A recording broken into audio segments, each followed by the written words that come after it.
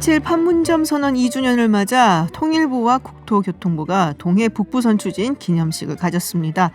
문정인 대통령 통일외교안보 특보는 김정은 위독설과 관련해서 살아있고 또 건강하다라고 밝혔습니다. 민주당이 오늘 오후 직원 성추행 사건으로 사퇴한 오고돈 전 부산시장을 전격적으로 제명했습니다. 미래통합당 삼선 당선인들은 김종인 비대위 체제를 위한 정구위원회 개최를 하루 앞두고 당선인 총회를 먼저 열 것을 요구하고 나섰는데요. 또 국회는 14조 3천억 원에 달하는 재난지원금 추경심사에 들어갔다고 하는데 잠시 후 서울타임즈에서 전해드리겠습니다. 김지윤의 이브닝 쇼 시작합니다. 네, 서울타임즈 오마이뉴스 박정호 기자 그리고 정상근 기자와 함께합니다. 어서 오세요. 안녕하십니까. 네, 주말 잘 보내셨고요. 네, 잘 보냈습니다. 네, 뭘 했는지 집에서 그냥. 그렇죠. 뭐, 집에 있다, 차에 있다, 집에 있다, 차에 있다. 차에 있다, 집에 그렇죠. 있다. 강화도 잠깐 나들이 다녀왔어요. 나들이? 네, 사회적 거리두기를 유지하면서 인적이 어떻게? 드문 드라이브 스루로?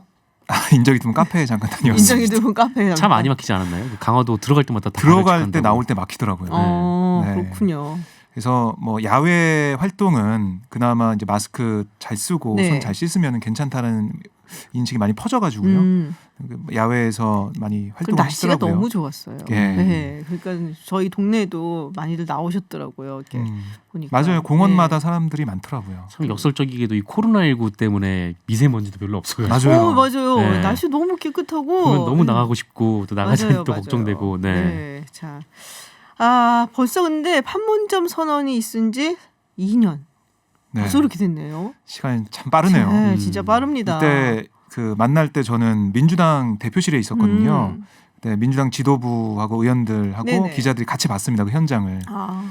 막 눈물 흘리는 분도 계시고 막 그랬거든요. 네, 저는 그때 기억이 일산에 나네요. 있었거든요. 그때 일산. 그 프레스 크게 일산에 예. 있었잖아요. 네네. 네, 그 킨텍스 있는 쪽이었나요? 네, 맞습니다. 네, 거기 갔었던 기억이 나는데 자, 2년이 됐고 또 문재인 대통령이 오늘 코로나19의 위기가 남북 협력의 새로운 기회일 수도 있다라는 말씀을 하셨습니다. 뭐 지금 사실은 잘 안 되고 있잖아요. 교착 네, 상태가 이어지고 그렇죠. 있는데 문재인 대통령이 청와대에서 수석보좌관 회의를 주재하면서 지난 2년의 여정을 돌아봤습니다. 그러면서 향후 남북관계 발전을 위한 로드맵을 소개했는데요.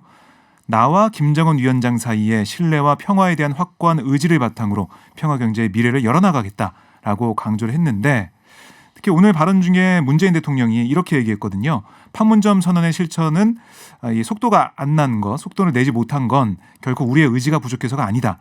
현실적으로 존재하는 국제적인 제약을 넘어서지 못했기 때문이다라고 얘기하면서 여건이 좋아지기를 마냥 기다릴 수 없다라는 그런 얘기도 했어요. 그러니까 남북이 할 수 있는 것부터 해 나가자. 특히 이제 코로나19 위기가 있기 때문에 이거를 잘 풀어나가는데 남북이 협력하고 손을 잡고 이걸 이겨내자 이런 얘기를 좀 한 걸로 풀이가 되고요. 네. 그 하노이 노딜 이후에 북미 비핵화 협상이 공전하고 있는데 이 미국과 북한과의 대화만 바라볼 게 아니라 계속해서 우리가 시도를 하자 이렇게 돌파구를 마련하자 이렇게 북한 측에서 얘기한 뭐가 걸로 있어야 보여집니다. 근데 뭘 하든지 할 텐데. 그러니까 그게 중요한 거죠. 네. 우리는 계속 제안을 하고 계속 얘기를 하고 있는데 북한의 반응이 있어야 되는데 그러니까요. 반응이 없어가지고요. 네, 맨날 욕만 먹고 조금 이제 화나시는 분들도 계실 것 같은데 네. 자, 고성군 제진역에서 동해 북부선 강릉에서 이게 고성 제진 이렇게 넘어가는 건데 맞습니다. 이 추진 기념식이 있었습니다. 이게 원래 밑에 포항에서부터 쭉 올라오고 뭐 이런 네네. 식으로 네. 사실은 이제 원래는 그렇게 설계가 되려고 했던 걸로 제가 알거든요. 네. 이게 이제 끊어져 있었는데요. 강릉에서 제진역을 잇는 종단철도 67년 노선 폐지 이후 현재까지 단절된 상태로 남아 네. 있었습니다.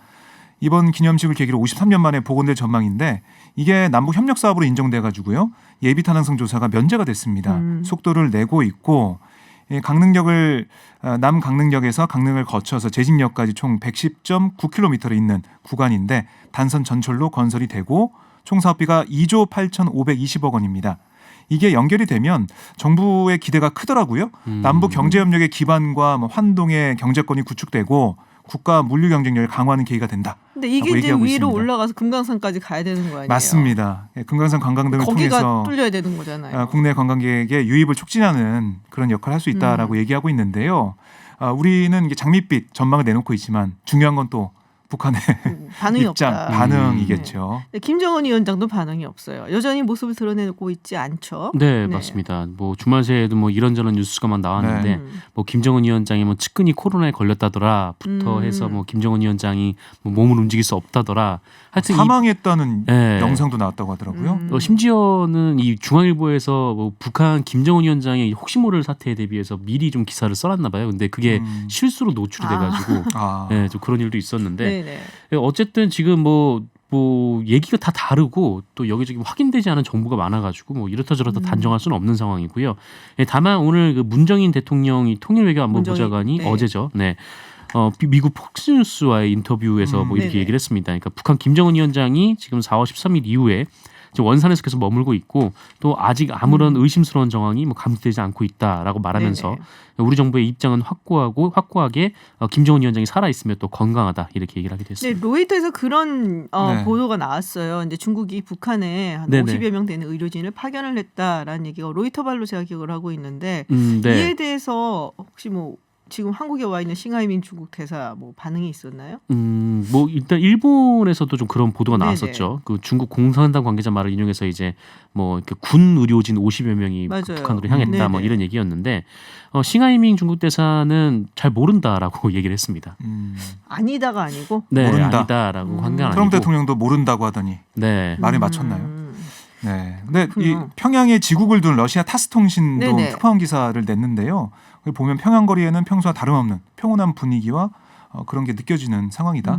별다를 게 없다라고 얘기를 하더라고요. 있더라도 원선에 있다고 하니까 네. 뭐 하여튼 뭐 일부에서는 사재기를 하고 있다 이런 보도도 나왔었는데 글쎄요. 맞아요. 예, 타스 통신은 또 평온하다 이렇게 네. 얘기하고 있어서요. 엇갈리고 있어요. 그게 미스터리하게 지금 무슨 근데 신비주의도 아니고. 지난번에 40일 동안 모습을 안 드러낸 적이 그런 적도 있잖아요. 있었죠. 그러니까 네. 아직 보름이니까 근데 그때는 이런 소문 없었잖아요. 그때도 좀 신변 이상설이 있긴 여러 했었습니다. 가지, 예, 네. 좀 오랫동안 모습을 보이지 나왔습니다. 않는다. 이번에 코로나 때문에 라는 얘기도 더 있었고. 그런가 싶기도 한데. 그렇기도 하고요. 네, 아직 하여튼- 보름밖에 안 됐으니까요. 이 예전에 이제 김일성 사망 오보라는 사건이 86년인가 7년에 있었는데 그때도 북한이 한 이틀 정도 아무 반응을 내놓지 않다가 갑자기 김일성 그 당시 주석의 모습을 좀 드러내가지고 좀 남쪽의 언론들이 좀 일이 아연시색 많았죠. 하던 일이 있었죠. 뭐 그렇군요. 현송월 총살 이런 보도도 국내에서 있었고. 네. 제일 알기 어려운 게 사실 북한 맞아요. 소식이었는데 이만큼 알 수 없었던 때가 또 있었나 싶은 생각도 좀 들기는 합니다. 가짜 뉴스에 대해서 북한이 뭐 이 손해배상 청구하고 이런 경우는 없었잖아요. 없었죠. 사실. 네. 없었죠. 네. 네. 그게 있었어요. 법적으로 해결 안 할 그렇던데. 가능성이 굉장히 크고. 네. 네. 자, 다음 이야기 좀 해보겠습니다. 뭐 어떻게 뭐 이거는 뭐 시간이 지나면 자연스럽게 드러날 사건입니다. 김정은 네. 위원장의 라고 모습을 생각을 드러내지 하고요. 않는 이상 네. 계속 이런 여러 가지 얘기가 나올 것 같습니다. 자, 수요일에 본회의를 연다. 이게 이제 추경안 때문에 여는 건가요? 그렇습니다. 민주당 윤우덕, 통합당 김한표 원내수석 부대표가 오늘 오후에 국회에서 만났는데요. 네. 수요일에 국회 본회의를 열고 긴급재난지원금 지급을 위한 2차 네네. 추가행정 예산안을 처리하기로 했습니다. 이에 따라 전 국민을 대상으로 4인 가구 기준으로 100만 원의 긴급재난지원금이 다음 달 지급될 것으로 전망이 되는데요. 뭐 청와대와 정부는 5월 13일 얘기를 하고 있죠. 그 안에 지급될 가능성이 커 보이고 뭐 미리 준비를 하고 있다고 하더라고요. 정부에서는요. 네. 그러니까 이게 어제 여야가 1조, 그러니까 지방 재정으로 충당하기로 했던 1조 원을 이 정부 예산을 줄여서 그러니까 세출을 조정해 가지고 충당을 했어요. 그러면서 합의를 했고 오늘 이렇게 왔는데요. 이렇게 뭐 원내수석 부대표가 합의를 했기 때문에요. 아마 국회 본회의에서는 처리할 가능성이 큽니다. 그렇군요. 자, 민주당이 오늘 오거돈 전 부산시장 제명을 했습니다. 근데 이 통합당 측에서 피해자 측과 사퇴를 이제 오거돈 전 시장이 합의를 하고 또 공증한 부분이 있잖아요. 네네. 근데 이 부분에 대해서 이야기를 하더라고요. 공증을 해준 법무범인. 네, 여기가 좀 네. 특별한 곳이라고. 네, 법무법인 부산에서 부산이네. 했다라는 의혹이 제기됐는데 현재 이 법무법인 부산 대표가 고 노무현 전 대통령의 조카 사위 네네. 네, 정재성 변호사예요. 그래서 통합당에서 주장하는 거는 고 노무현 전 대통령의 조카 사위가 운영하는 법무법인인데 몰랐겠느냐. 이 정부랑 가까운 법무법인인데 그러니까 총선 전에 알았는데 뭐 조치를 취하지 않은 거 아니냐 이런 논리까지 쭉 나아가는 거죠. 근데 근데 이거 관련해서 이 피해자의 대리를 하고 있는 부산 성폭력 상담소 측에서는 지금 뭐 공증을 어디서 한 게 지금 그게 뭐가 중요하냐, 뭐 공증에 관한 이야기는 뭐 더 물어보지 말라 이렇게 선을 그었습니다. 알겠습니다. 자, 저희가 다음 소식을 좀 전해드리려고 하는데 오늘 대구의 첫 확진자로 알려진 31번 환자. 네. 네. 네, 오늘 퇴원을 했다고 굉장히 오래 있었네요 병원에. 24일 퇴원을 했습니다. 네, 아, 오늘이 아니고 24일이군요. 네, 지난 24일 네네. 퇴원을 했고요. 이 31번 확진자가 지난 2월 17일에 입원을 했으니까 67일 만에, 그러니까 2달 넘게 병원에 있었습니다. 네. 네. 보통 이 확진자들의 입원 기간이 한 25일 정도 된다라고 하더라고요. 평균적으로. 뭐 그렇게 따지면 굉장히 오랫동안 있었던 그렇군요. 환자인 건데 이 최장기간 아, 있었던 최장기간이에요? 환자. 네네. 오. 이기도 하죠. 그래서 뭐 지난 22일에 이 코로나19 검사에서 음성 판정을 받았고 그 2차 검사에서도 음성이 나와서 퇴원을 했다라고 하는데 정은경 본부장에 따르면 그동안 계속 검사를 했는데 회복 중이었으나 계속 양성 반응이 나왔었대요. 아. 그래서 퇴원을 못 하고 있다가 이번에 이제 퇴원을 했다라고 그렇군요. 합니다. 이렇게 계속 양성 반응이 나올 수도 있군요. 네네, 그렇습니다. 저희가 그래서요 이 관련해서 한번 이야기를 좀 들어볼까 하고 네, 가천대학교 엄중식 길병원 감염내과 교수님 연결해서 한번 이야기를 들어보겠습니다. 안녕하세요 교수님. 예, 안녕하십니까. 네, 31번 환자 67일, 그러니까 2달 만에 퇴원을 한 건데요. 가장 오랜 입원 치료를 받았다라고 지금 이야기가 나오고 있습니다. 이렇게 오랫동안 입원 치료를 받는 경우도 있을 수 있는 건가요? 예, 뭐 좀 특별한 상황이긴 하지만 네. 이 시종 그러니까 코로나19 이 질병 특성이 좀 증상이 불분명하게 시작이 되기도 하지만 실제로 폐렴이 호전되는 과정이 굉장히 긴 분들이 계십니다. 그러니까 저희가 CT를 찍어보면 초기 폐렴이 보통 이제 저희가 일반적인 폐렴은 뭐 잘 치료가 되면 2주 이내에 대부분 회복이 되는데 뭐 3주, 4주가 돼도 폐렴 병변이 남아있는 그런 경우들이 있고 또 하나는 그렇게 느린 그런 치료 경과의 원인이 이제 항바이러스제가 없기도 한 이유가 있지만 또 하나는 이제 이분들이 대부분 연령이 높고 이런 분들이 회복력이 굉장히 느린 거죠. 면역이 떨어져 있어서. 그리고 또 하나는 이제 이 바이러스의 배출이 상당히 길게 이루어지는 경우가 있고 또 하나는 지금 현재 기술로는 이 유전자 검사를 하고 있는데 이 유전자 검사가 실제로 살아있는 바이러스가 나오는 건지 죽은 바이러스가 나오는 건지에 대한 그 구별이 잘 안 되는 상황입니다. 그러니까 구별이 안 되는 상황에서 어찌됐건 완전히 사라질 때까지 우리가 격리를 유지해야 한다는 지침을 갖고 있기 때문에 환자분이 임상적으로는 충분히 좋아져도 빨리 퇴원시킬 수 없는 그런 제한점이 있습니다. 그러니까 뭐 나이가 있는 분들은 회복력이 좀 느리기 때문에 그럴 수도 있고 또 바이러스 유전자 검사를 했을 때 이제 바이러스가 살아있는 것인지 죽은 것인지 일단은 있으니까 그래서 최선을 뭐 다 하기 위해서 그래서 아마도 있으니까 일단은 검출이 되기 때문에 퇴원을 안 시킨 거다라고 보여진다는 말씀이시잖아요. 예, 그렇습니다. 네, 그렇군요. 자, 지금 현재 뭐 여러 가지로 사회적 거리두기를 하다가 조금 완화된 상황이기는 합니다. 그리고 우리 확진자 수도 확 줄었고요. 지금 현재 상황 우리 교수님께서는 어떻게 보고 계세요? 이제 뭐 우리나라만 보면은 큰 유행을 한번 경험을 하고 그동안 우리가 굉장히 모든 국민들이 참여를 해서 사회적 거리두기를 하고 확진자를 빨리 찾아내기 위한 시스템을 구축을 하고 실제로 빨리 발견을 해서 조기에 격리하고 치료한 그런 전략들을 굉장히 열심히 했죠. 그 결과물이 최근에 그 확진자 수가 특히 우리 지역사회 자체에서 발견되는 분들이 단단히 숫자로 나오고 있는 그런 성과를 거둔 것입니다. 네. 그런데 전 세계적으로 보면 뭐 이웃 일본을 비롯해서 미국, 유럽 그리고 우리가 잘 알려지지 않았던 이런 남반구의 나라에서도 이 코로나19의 유행이 시작이 되거나 계속 진행을 하고 있기 때문에 언제든지 유입이 될 가능성이 있습니다. 그러니까 우리나라는 정리가 되고 안정이 되고 있지만 실제로 다른 나라에서의 유행이 같이 끝나지 않으면 언제든지 재유행을 할 수 있기 때문에 아직도 경계를 늦추면 안 된다고 생각을 하고 있습니다. 네. 자, 재확진되는 경우들도 있더라고요. 그런 경우들이 뭐 상당히 꽤 나타나는 것 같은데 이것도 아까 말씀하신 그런 상황인 건지 조금 궁금한데 아니면 코로나 바이러스가 이렇게 그냥 다시 한번 살아나는 경우가 더 흔한 건지 궁금한데요. 예, 이게 아직도 좀 어려운 문제인데요. 네. 실제로 이제 재양성자라는 표현을 쓰고 있습니다. 재양성자. 그러니까 유전자 검사, 네. 확진을 위한 유전자 검사를 했을 때 양성 반응이 나오는 분들이 계신 거죠.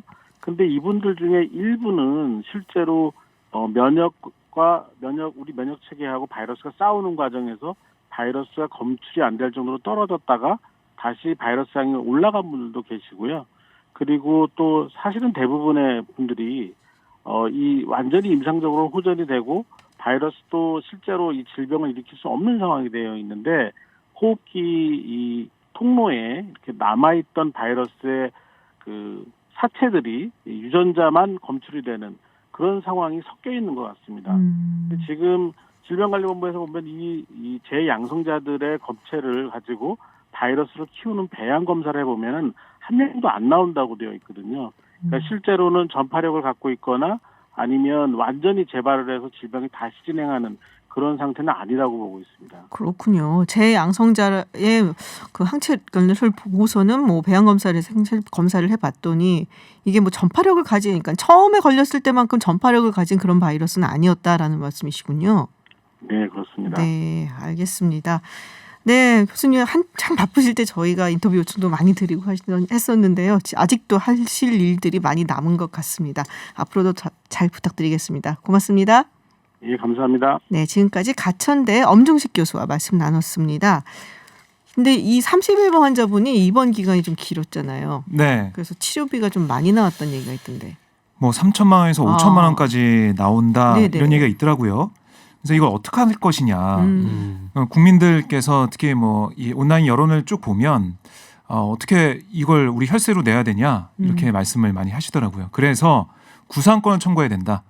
우선 뭐 이 자치단체에서 뭐 정부에서는 코로나19 치료기 때문에 다 내줄 수밖에 없거든요. 지금 상황에서는. 네네. 낸 다음에 구상권을 청구하는 게 맞다라는 주장이 나오고 있고 뭐 청와대 국민청원 게시판에 올라가 있습니다. 그러니까 신천지를 통해서 코로나19가 많이 퍼졌기 때문에 특히 31번 환자가 발견된 다음에 퍼졌지 않습니까? 31번 환자가 CCTV를 확인한 결과 이 2번 대구 신천지교회 갔다는 그거 말고 그 전에도 갔던 게 밝혀졌고 또 증상이 있는 상태에서 여러 군데 돌아다녔기 때문에 이런 것에 대한 지적이 나오고 있고요. 그래서 대구시 같은 경우도 좀 조사를 더 해보고 이게 구상권 청구할 수 있는 사안인지 보고 판단을 하기로 했습니다. 그렇군요. 자, 다음 소식 한번 들어보겠습니다. 저는 이게 좀 초등학교 교사가 제자들한테 속옷 빨기 숙제를 내줬다. 그래서 논란이라는데 처음에 이거 듣고 이게 뭐가 문제인가 싶었거든요. 아이들도 네. 좀 빨래하는 법을 좀 배워야 된다라는 생각도 들었긴 했는데. 네, 그렇죠. 근데 네. 이게 사실 뭐랄까 이 속옷 빨래 이전에도 이 교사가 좀 했던 말들이 좀 논란이 됐습니다. 아하. 이게 뭐냐면은 지금 초등학교 1학년생들이 뭐 계약은 했지만은 온라인 계약이니까 그렇죠. 학교에는 안 가고 있잖아요. 그래서 이 학교 선생님이 그 아이들한테 자신의 이제 사진과 그 프로필을 올려라라고 했대요. 뭐 이것까지는 뭐 있을 수 네네. 있는 일인데 그런데 이제 여기에 이 교사가 댓글을 단 거죠. 이 아이들의 사진에 댓글을 달았는데 뭐랄까요? 하여튼 이 초등학교 1학년생들한테 매력적이고 뭐 섹시한 뭐 누구 뭐라든지 정신 나갔네요. 네, 뭐 미녀 뭐라 우리 반에 미인이 너무 많아요. 남자친구들 좋겠다라든지 좀 저기 이런 1학년한테? 네, 표현을 썼습니다. 그래서 이 성인지 감수성이 이거 이대로 이거 괜찮은 성인지 건가? 감수성이 아니고 이거는 잘못되면 범죄로도 갈 수 있는 그러니까 얘기인데요. 좀 여기까지 네. 이렇게 생각이 들었는데 갑자기 또 이 스스로 속옷을 빨고 사진을 올려라 이런 숙제를 내줬다. 속옷 사진을 올리라는 거예요. 그러면은 뭐 속옷을 올리라라기보다는 어쨌든 빨고 있는 사진을 올리는 분들이 그러니까요. 많은 것 같아요. 예, 예. 뭐 굳이 학부모님들이 올렸으니까 속옷 네네네. 사진을 올리지는 않은 것 같은데, 근데 그 와중에도 이제 속옷 모습이 보이는 경우들이 그렇죠. 있었겠죠. 근데 여기에 또 댓글을 달아가지고 이쁜 속옷 부끄부끄 막 분홍색 속옷 이뻐요 막 이런 그 댓글을 달아가지고. 이거는 이렇게 조사에 되면은- 들어가야 될 것 같은데요. 네, 그래서 충격적이네요. 네. 울산교육청이 지금 해당 교사에 대해서 감사에 들어갔다라고 하고요. 네. 이거는 좀 위험한 상황인 것 같습니다. 상당히 위험하고 제가 학부모라면은 법정으로 갈 것 같아요. 저 네. 같으면은. 근데 해당 교사 같은 이거는- 경우에는 지금 뭐 학부모들하고 이제 소통이 덜 돼서 그런 것 같다라고 얘기를 했는데 아니요, 이건 그런 소통 식으로 문제라고 소통의 볼 수는 문제가 없는 거죠. 아니고 네. 이런 거는 최악의 상황을 생각을 해야 되는 거다라고 저는 보여집니다. 제가 조금 민감한지 모르겠지만 특히 여자아이를 가지신 부모님들은 네, 굉장히 그러니까요. 민감하거든요. 이런 문제에 대해서. 네. 그러니까 초등학교 1학년이면은 제 딸도 4년 뒤면은 초등학생 막 이렇게 막 감정이입이 되죠. 우리 박정 기자. 너무 충격적이네요. 네, 굉장히 충격적이고 이런 사람을 초등학교에 남겨놓는다는 것은 상당히 위험해 보인다. 네네. 라는 생각이 그렇습니다. 좀 듭니다. 그 외에 또 이것도 좀 뭔가 싶어요. 야한 책을 왜 보냐면서 체벌을 했는데 굉장히 망신을 줘서 그 학생이 네. 스스로 목숨을 끊었다. 이게 도대체 뭡니까? 이게 사실 이 사건은 지난해 3월에 있었던 일이거든요. 네. 근데 이 아동학대 범죄 처벌 등에 관한 특례법 위반 혐의로 기소된 이 학교, 그러니까 포항 모 네네. 중학교 교사 A 씨에 대한 선고가 있었어요. 그럼 다시 좀 회자가 되고 있는데요. 네. 대구지법 포항지원에서는 이 교사 A 씨에게 징역 10개월을 선고했습니다. 그러니까 어떤 일이 있었냐면 지난해 3월 25일에 포항의 중학교 자율학습 시간에 중학교 3학년 B군이 소설책을 읽자 야한 책을 본다면서 이 교사 A 씨가 B군에게 20분간 엎드려 뻗쳐 시켰어요. 근데 이 B군은 너무 억울한 거죠. 이 야한 책이 아니다라고 계속 얘기를 했는데 이 교사는 다른 학생에게 대신 책을 읽게 하고 선정적인 부분을 찾도록 지시했습니다. 네. 그러니까 이 어떤 책이냐면은 아마 아시는 분도 계실 텐데요. 중학교, 고등학교 학생들이 접할 수 있는 라이트 노벨이라고 부르는 뭐 일본에서 시작된 서브컬처 소설책이라고 할까요? 그 애니메이션 그 내용이 좀 들어가 있는 뭐 네네. 그런 책이에요. 그러니까 학생들이 읽을 수 있는 책입니다. 그래서 B군이 너무 억울해해서 그리고 교실에 홀로 남아 있다가 따돌림을 받게 됐다라고 호소하는 유서를 남기고 교실에서 뛰어내려서 숨졌습니다. 이런 일이 있었고 그래서 이 교사가 그동안 재판을 받아왔는데요. 징역형에 처해졌고 네. 재판부는 이 교사가 정서적 학대 행위를 해서 학생이 투신해서 사망에 이른 사건으로 죄질이 무겁고 유족의 엄벌을 탄원한 점을 고려해서 실형 선고가 불가피하다라고 얘기를 했습니다. 제가 그런 책이 어떤 책인지 제가 잘 몰라서 사실은 네. 그래서 뭐라고 말씀을 드리기가 좀 뭐할 것 같긴 한데 예전에 그 우리나라에서 굉장히 유행을 끌었던 이제 귀현이라는 작가가 네네네, 있었는데 맞아요. 그분이 굉장히 책을 많이 써서 네. 인기를 많이 끌었어요. 그러니까 뭐 연애에 관련된 또 뭐랄까 하여튼 좀 문체도 좀 인터넷 맞아요. 좀 쪽에 좀 가깝고 내용이 좀 가볍고 좀 그런 책들을 얘기하는 것 같습니다. 근데 실제로 야한 책이었다고 하더라도 그거 다 보잖아요. 중3이면 뭐 이미 떼지 않았나요? 남학생들이나 뭐 여학생들이나 마찬가지로. 이게 떼는지 안 떼는지 잘 모르겠는데 이미 떼요. 그때쯤이면은. 근데 네. 도대체 얼마나 모욕을 줬길래 학생이 자살을 할 아마 정도로. 그런 것 같아요. 이 라이트 노벨이라는 장르를 이 여학생들이 좀 많이 보는 장르라고 하더라고요. 네네. 근데 이 라이트 노벨이 하다 보면은 좀 이렇게 뭐 보기에 따라서 그냥 손발이 좀 오그라드는 모습도 네네. 있고, 근데 본인이 보는 그 책을 아이들 앞에서 다른 아이를 시켜서 읽게 읽도록 하고. 하는 그 모습이 굉장히 좀 모멸적으로 느껴지지 않았을까라는 생각이 들더라고요. 그러네요. 좀 마음 아픈 이야기입니다. 뭐 자식 가진 엄마로서 또 네. 정말 중학생이면 한창 예쁠 때인데. 네네. 예, 굉장히 안타깝네요. 네, 국내 소식 알아보는 서울타임즈 오늘은 여기까지 이야기 듣도록 하겠습니다. 지금까지 정상근 기자 그리고 오마이뉴스 박정호 기자였습니다. 고맙습니다. 고맙습니다. 전두환 씨가 오늘 1년 만에 광주를 다시 찾았습니다. 전 씨는 2017년 펴낸 회고록을 통해서 5.18 민주화운동 당시 헬기 사격을 목격했다고 증언한 고 조비오 신부에게 거짓말쟁이라고 했다가 사자 명예훼손 혐의로 기소됐었죠. 전 씨는 그동안 건강상의 이유를 들면서 법정에 나오진 않았으나 지난해 말 지인들과 골프를 치기도 하고 또 호화 만찬까지 즐기는 모습이 공개되면서 논란이 일기도 했는데요.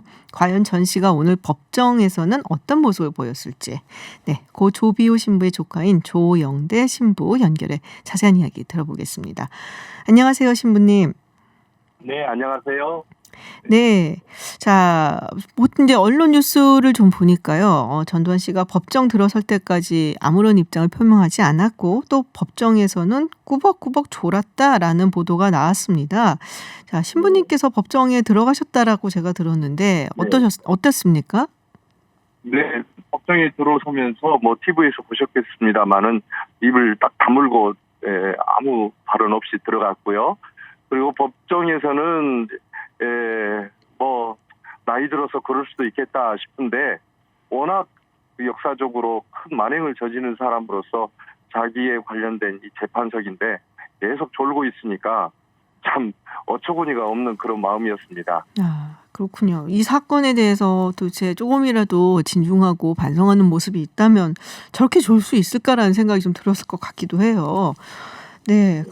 혹시 어떤 이야기들을 했는지 조금 저희한테 소개해 주실 수 있으세요? 예, 일단은 이제 새 재판장님께서 지난 그 4월 6일에 재판 준비기를 1차 했었고 오늘 또 이제 앞으로 이제 그 법정 공방을 펼쳐 나가기 위한 차원에서 오늘 또 역시 준비 기일적 차원으로 오늘 재판이 이루어졌다 그렇게 보는데요. 이 그 변호인 측이 일단 새 재판부에게 자기의 그 논리를 펼면서 헬기 기총소사는 없었었다. 그렇기 때문에 사자 명예훼손죄는 성립되지 않는다는 그런 논리로 계속 개변을 늘어났습니다. 마치 한 편의 소설을 쓰는 것 같았고요. 그것은 여러 가지 면에서 전혀 그 정황으로나 여러 가지 그 근거로 놓고 볼 때 말도 안 되는 그런 궤변이요 소설이었다 이렇게 말할 수 있고요. 여기에 맞춰서 이제 우리 검찰 측에서는 숱하게 많은 정확한 근거를 제시하면서 여러 가지 증언과 증거들을 제시하면서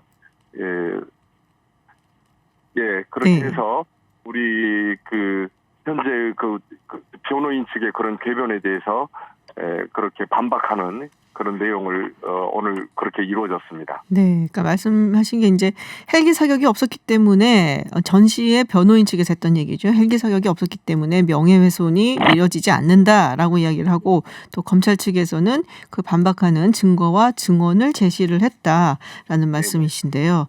네, 저희가 지금 혹시 궁금하신 분들 막 들어오신 분들을 위해서 말씀드리는데요. 사자 명예훼손 혐의 받고 있는 전두환 씨 광주 재판 관련해서요. 조영대 신부가 지금 인터뷰 진행하고 있습니다. 신부님 보실 때 어땠는지 좀 궁금해요. 이렇게 저희는 뭐 TV로만 보니까 전 씨가 그동안 알츠하이머 뭐 이유를 들고 건강상에 좀 안 좋다 뭐 이유가 있다 해서 법정 출석도 계속 뭐 미뤄오고 그랬었는데 보기에 어떠셨어요? 거동이 불편해 보인다든지 뭐 그랬는지요? 물론 이제 나이가 이제 90 줄에 있으니까 네네. 당연히 그 노인으로서 거동이 불편한 것은 뭐 너무나 자연스러운 일인데 결코 그 불출석 사유로 제시했던 여러 가지 그런 꼼수, 네. 여러 가지 그 핑계들은 정말로 거짓이었고 그냥 이 재판을 기피하고 또 도망 회피하려고 하는 그런 모습이었지 건강상으로 재판석에 못 설 이유는 하나도 없다. 오늘 또 다시 한번 확인했습니다. 네, 나이가 많아서 그렇지 뭐 건강상으로 봤을 때는 뭐 못 설 이유가 없다. 뭐 네. 기자 이렇게 졸고 네. 있었는데 그것은 첫째는 이제 나이가 있기 때문에 긴 시간이 있으니까 네. 아무래도 피곤해서 졸 수도 있겠습니다만은 다른 한편으로 놓고 보면 이 역사적인 그 중차대함으로 놓고 볼 때 본인이 저질렀던 그 엄청난 만행을 생각을 한다면 어떻게 재판석에서 저렇게 졸고 앉아 있을 수 있을까 하는 마음에 좀 억장이 무너지더군요. 네. 이게 사자 명예훼손 혐의 재판이라고는 하지만 사실은 우리한테는 5.18 네, 민주화 운동과 굉장히 그 상징성을 가지는 그런 재판이잖아요. 네. 네네. 그렇기 때문에 많은 사람들이 또 관심을 집중시키고 있는 거고 또 이 전두환 씨가 광주에 간다는 것 자체만으로도 굉장히 큰 의미가 있기 때문에 사실 뭐 명예훼손 문제가 아니잖아요. 그래서 더 그런 것 같습니다. 근데 아까 우리 신부님께서 말씀하셨는데요. 이 검찰이 증언을 제시를 했다라고 말씀을 하셨잖아요. 근데 이게 이제 최대 쟁점이라고 한다면은 당시 이제 헬기 사격이 있었느냐라는 부분이란 말이에요. 뭐 가장 많이 알려져 있는 게 이 금남로에 있는 전일 빌딩에 이제 총탄 자국이 발견이 됐고 그래서 헬기 사격 가능성이 높아졌다라고들까지는 알고 있는데 이 외에 또 뒷받침할 만한 기록물이나 또 뭐 증언이나 증거물 이런 게 혹시 있는지 우리 신부님은 좀 알고 계시는지요? 오늘 또 우리 검찰 측에서 수많은 뭐 정말 엄청 긴 시간 동안 수백 가지 넘는 그런 그 증언과 증거 목록을 제출을 했는데요. 뭐 아시다시피 그 당시 육군 항공단의 여러 가지 기록과 또 그 관련된 법정 증언 그리고 또 당시 보안사 뭐 일일 속보라든가 무장 헬기 진압 작전 명령서 또 헬기 탑재 무기 실탄 사용 사실 등 군 내부 문서들이 다 발견이 되어 있고요. 네. 그것이 또 증거로서 다 제출되어 있습니다. 또 헬기 사격 관련하여서 그 소준열 장군의 진술 이런 것들이 다 증거로 제출되어 있어요. 이런 모든 것들은 헬기 사격이 분명히 있었음을 뒷받침해는 해주는 확실한 증거인데 변호인들은 그런 모든 증거들을 무시해버리고 오히려 헬기 기총사살을 했던 전두환의 하수인들 그런 그 조종사들의 증언만이 신빙성이 있다는 식으로 오늘 계속 그런 논리를 전개했습니다. 그렇군요. 증인들도 지금 뭐 법정에 서잖아요. 네. 네, 뭐 지금 헬기 사격을 목격했다라고 하는 전 미국 평화봉사단원도 있고, 네, 지금 뭐 혹시 만나는 보셨는지 궁금한데요. 수없이 많은 그 증언자들을 만났고 또 간접적으로 그들의 증언 목록이라든가 증언 그 기록이라든가 또는 그 관련된 그 간접적인 지원들을 제가 이렇게 들어왔는데요. 뭐 일단은 제가 이제 그 증인으로 특별히 그 추천을 했었던 분 한 분이 이강중 씨인데요. 네. 그분은 조비오 신부님과 같은 자리에서 헬기 기총소사가 이루어지고 있는 장면을 목격했던 분이신데 저에게 그 몇 년 전에 그것과 관련하여서 저에게 말씀하신 것이 기억이 나서 조비오 신부님 혼자만 그 자리에서 그걸 목격했다라고 저쪽에서 주장을 하니까 네. 아닌데 왜 그 자리는 이분도 있었는데 하면서 제가 그 추천을 했던 증인도 있습니다. 그러니까 정말로 헬기 기총소사는 조비오 신부님만의 목격이 아니라 수없이 많은 분들의 목격과 또 실제로 그 헬기 기총소사로 그런 몸에 탄원을 입고 고통받고 있는 사람들이 많이 있습니다. 그렇군요. 지금 우리 신부님께서 많은 증인들을 이미 만났고 또 우리 돌아가신 조비오 신부님과 함께 목격했던 증인도 지금 있고 많이 만나셨는데 그 당시에 헬기 사격을 목격하고 또 그것 때문에 또 힘든 뭐 트라우마도 있을 수 있고 혹시는 또 총혼을 가지고 계시는 분들도 계실 것 같은데 어떤 사연들이 좀 있었나요? 예, 그 일일이 이제 여기서 하도 많기 때문에 네, 그렇죠. 일일이 다 말씀드릴 수 없습니다만은 그 이광영 당시에 스님이셨던 분도 그 당시에 그 총탄을 헬기 관련된 총탄을 맞아가지고 지금은 그 이렇게 휠체어를 타고 그런 어떤 어려운 그런 장애 생활을 하고 있고요. 그 외에도 그런 헬기로 인해서 총을 맞고 그 병원에 실려왔던 사례, 그것을 목격했던 사례라든가 또는 실제로 헬기에서 많은 총탄, 그 탄피가 쏟아지는 그런 장면을 목격했다든가 네. 그런 일들이 뭐 한두 가지가 아니에요. 그것은 다 이미 재판석에 증거로 제출되어져 있습니다. 그렇군요. 뭐 이렇게 뭐 증인도 많고 또 증거물도 많은데 사실은 이거를 부인한다는 것 자체가 네, 탄피들이 미국의 네. 전문 그런 과학 그 연구소에다가 또 이렇게 그 탄피들을 보내서 또 몸에 나 있는 그런 몸에 박힌 그런 총알을 또 이렇게 채취해가지고 거기 미국에다 보내가지고서 그것에 관련된 과학적인 그런 연구 보고서도 지금 확보되어 있습니다. 그렇군요. 자, 신부님께서 이 재판 뭐 저도 동의를 하고 그렇게 어떤 의미에서 그런 말씀을 하셨는지 대충 짐작은 갑니다만은 이게 돌아가신 조비오 신부의 명예를 되찾기 위해서만은 아니다라고 하셨단 말이에요. 네. 또 어떤 중요한 의미가 있을까요?